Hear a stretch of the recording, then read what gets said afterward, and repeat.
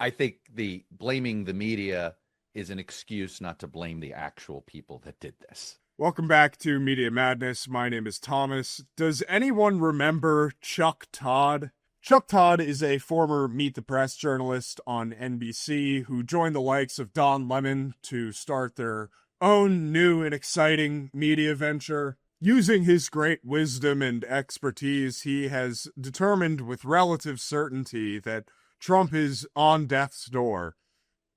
Now we're going to compare this with an earlier clip about his coverage of Biden's mental decline and why it was so difficult. Let's start with Trump. These health rumors, he only has himself to blame. And the entire Trump world only has themselves to blame for this, right? They live in this world of conspiracy and misinformation.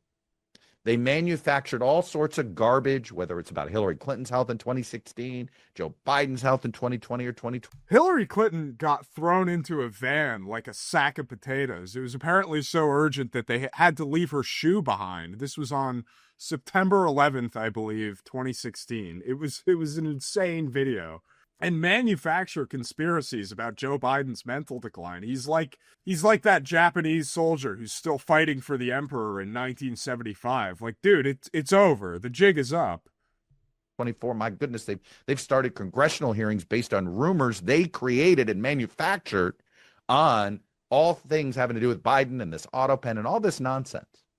So guess what? Good for the goose, good for the gander. All weekend long. Where's Donald Trump? How come we're not seeing him? Bottom line is he's clearly got some health issues. We know this administration is not forthcoming pretty much about anything, but times 10 on when it comes to Trump's personal health. Look, I think I do think this has the ability to become the next Epstein frenzy, right? There's been a few things that have been where suddenly they take off and he can't seem to control his MAGA troops and even the MAGA media doesn't seem to comply with what he wants to do. The Epstein files were one of them, and his health may be another one. The lack of transparency on his health, what is going on? Why are both of his hands bruised?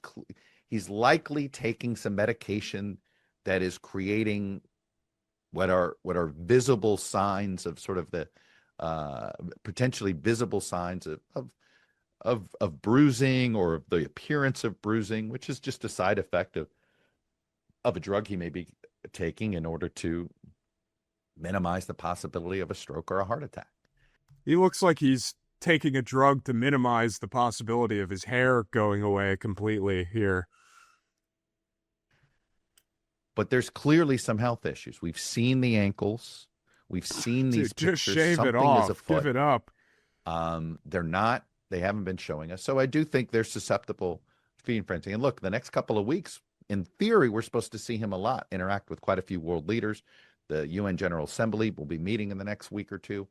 And there's a ton of world leaders that come to the United States. So one would assume we're going to see him a lot.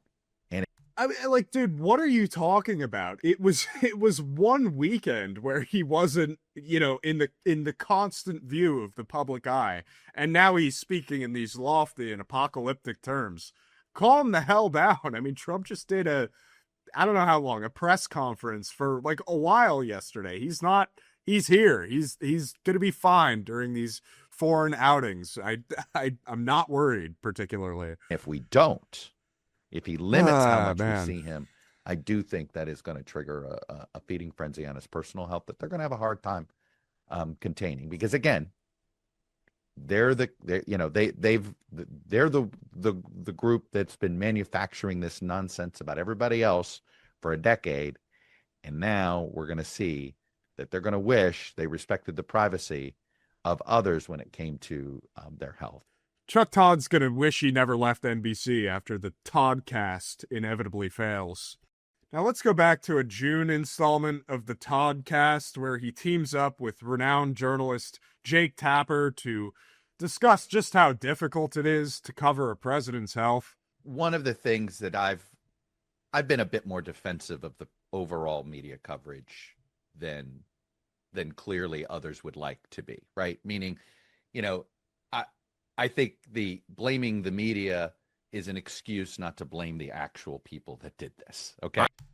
Isn't it the media's job to be the watchdogs for the people in power?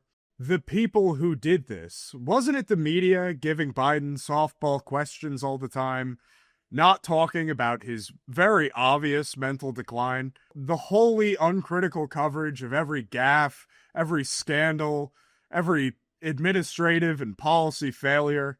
This guy is such a schmuck with his mushroom lamps and the charming knickknacks in the background of his Toddcast studio.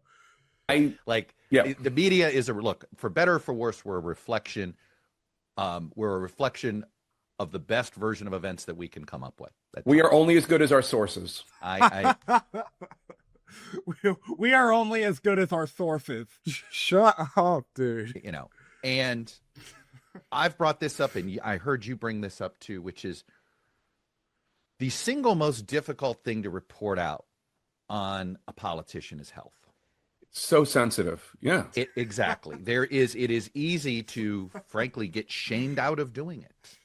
Right? It's easier How dare you? It's a private thing. Well, think about how... See, this is why Jake Tapper is so brave, because he was willing to go there when no one else would. When it was all over and done with, Jake Tapper, braved this tumultuous topic. It's private. Think about how insanely sensitive people are about getting somebody's college transcript. Right. I mean, people are crazy about that. Like that should honestly... I can't take this guy seriously. Just be like, automatic. You're running for president. Okay, here are my grades in college. Who even cares? But you can't even get that because they're so crazy. But yeah, the health stuff, and we saw and this it's not an insignificant thing. And whatever, dude. That is all I got for you today. Thank you for watching Media Madness. I implore you to like, comment, and subscribe below, and we'll catch you next time. Thank you.